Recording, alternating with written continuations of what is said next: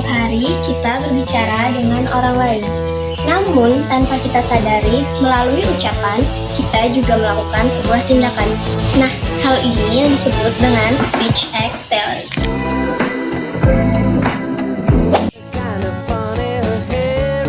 Speech act theory diperkenalkan oleh John L. Austin dan dikembangkan oleh John Shirley. Teori ini menjelaskan bahwa bahasa tidak hanya berfungsi untuk menyampaikan informasi. Ada 3 jenis tindak tutur, yaitu lokusi, ilokusi, dan juga perlokusi. Untuk memahaminya, mari kita lihat beberapa adegan dalam kehidupan sehari-hari.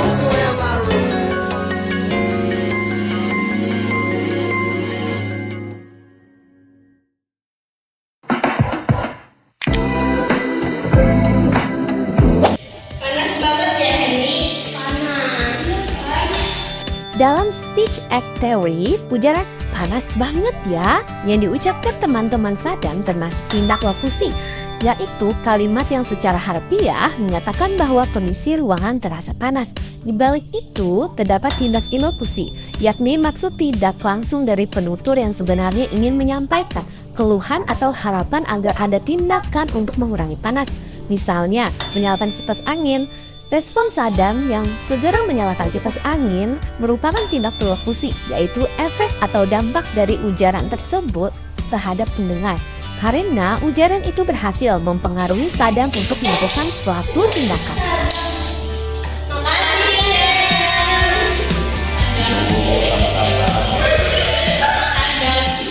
Besok kita kumpul jam 8 ya. Jangan ada yang telat. Ya, Kalau sudah kumpul semuanya, kita mulai pembahasannya.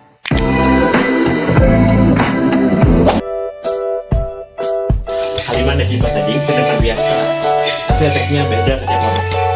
Nah, itu yang bikin orang salah paham. Ucapan itu adalah tindakan, bukan sekadar kata.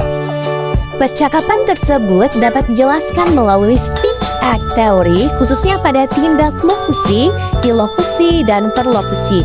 Kalimat jangan ada yang telat yang diucapkan Nazifah secara lokusi hanya berupa larangan atau pengingat yang terdengar biasa. Namun secara ilokusi, kalimat itu mengandung maksud penegasan atau tekanan agar semua anggota benar-benar datang tepat waktu. Perlokusi dari ujaran ini bisa berbeda-beda pada setiap pendengar. Ada yang merasa sekedar diingatkan, ada pula yang merasa ditegur atau tertekan. Hal ini yang disadari Yuliza dan Liska, bahwa satu ujaran yang sama dapat menimbulkan efek yang berbeda pada orang yang berbeda, sehingga menunjukkan bahwa ucapan bukan hanya rangkaian kata, melainkan sebuah tindakan yang dapat mempengaruhi pikiran, perasaan, dan sikap orang lain. Oke, karena kita udah ngumpul semuanya, kita bagi tugas sekarang. Saddam, kamu kesimpulan ya? Kalau hasilnya kurang, gimana? Masa gitu aja nggak bisa? Iya. Masa gitu aja kamu gak bisa? Cuma kesimpulan loh. Gak mau. Emang kamu jadi nggak bisa? Ya, gue mikirin kata-kata kamu tadi. Oh, ya gitu emang. Kan itu ada dampaknya, apalagi buat orang-orang kayak aku. Maksud kamu nggak gitu? Itu kan demi kepentingan kita bersama juga. Tapi kan dampaknya tetap ada buat aku. Percakapan ini menunjukkan bagaimana speech act theory bekerja melalui hubungan antara lokusi, ilokusi, dan perlokusi. Saat pembagian tugas berlangsung, ujaran seperti Saddam, kamu bagian penutup, atau itu mudah kok, secara lokusi terdengar netral dan bermaksud membagi peran serta menenangkan. Namun secara ilokusi, kalimat-kalimat tersebut dapat dimaknai sebagai penilaian tersirat terhadap kemampuan Saddam atau harapan agar ia mampu menyelesaikan tugas dengan baik. Perlokusi dari ujaran-ujaran itu tampak pada perubahan sikap Saddam yang menjadi jarang bicara dan banyak memikirkan kata-kata yang diucapkan teman-temannya. Meskipun Nazifah menegaskan bahwa maksud mereka tidak seperti yang dipahami Saddam, percakapan ini menegaskan bahwa dampak ujaran tetap ada, sehingga ucapan tidak hanya berfungsi sebagai penyampaian informasi, tetapi juga sebagai tindakan yang dapat mempengaruhi perasaan dan kondisi psikologis pendengar. Dalam speech act ada 3 unsur, yaitu Ucapan, maksud, dan juga dampak.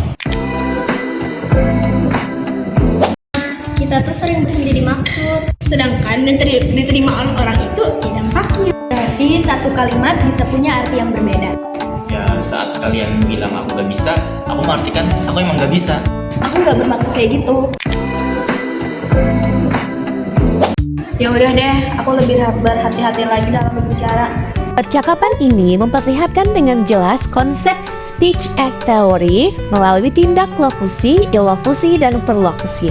Secara lokusi, kalimat "masa itu aja nggak bisa" hanyalah pertanyaan atau komentar yang terdengar spontan. Namun secara ilokusi, ujaran tersebut mengandung sindiran dan penilaian negatif terhadap kemampuan sadam, seolah meragukan kompetensinya. Ketika ujaran itu diperkuat oleh respon teman-teman lain, efeknya menjadi semakin kuat. Perlokusi dari rangkaian ujaran tersebut terlihat pada perubahan sikap sadam yang menjadi lebih pendiam dan terus memikirkan kata-kata yang diucapkan. Walaupun Nazifa menyatakan bahwa maksud mereka adalah demi kebaikan bersama, percakapan ini menegaskan bahwa dalam tindak tutur, dampak ujaran pada pendengar tetap ada dan bisa melukai atau mempengaruhi kondisi emosional seseorang, sehingga ucapan bukan sekedar kata, melainkan sebuah tindakan sosial yang nyata. Kata-kata itu tindakan.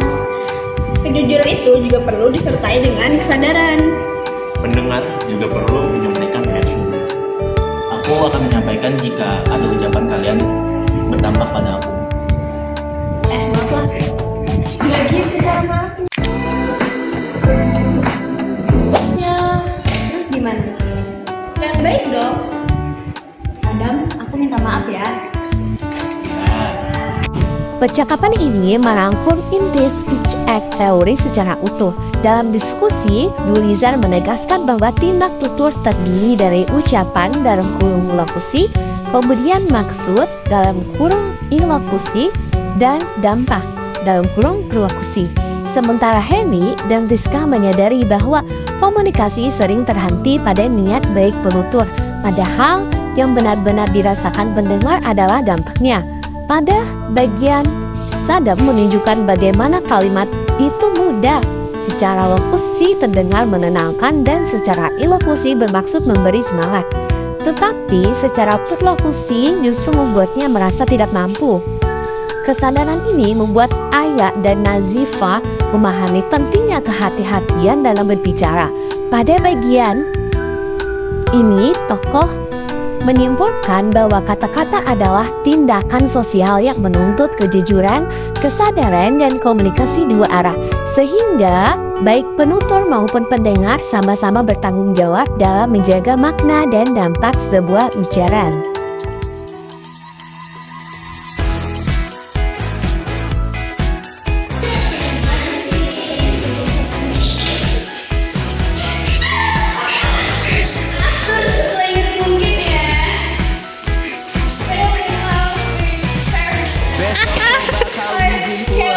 Masak lagi, orang disuruh pulang. Ada dampaknya,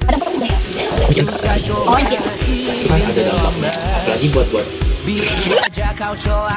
Ngomong, ya Allah.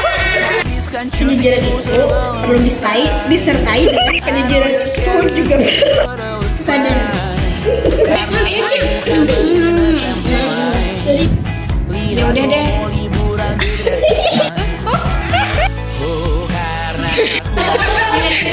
Aku tahu satu jokes dong Bapak.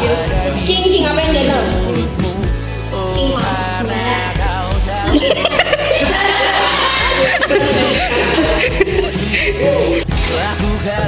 Sabar.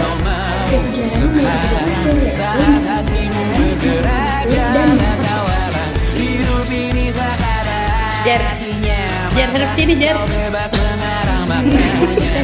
Rizka, say hi. Riz, harap sini.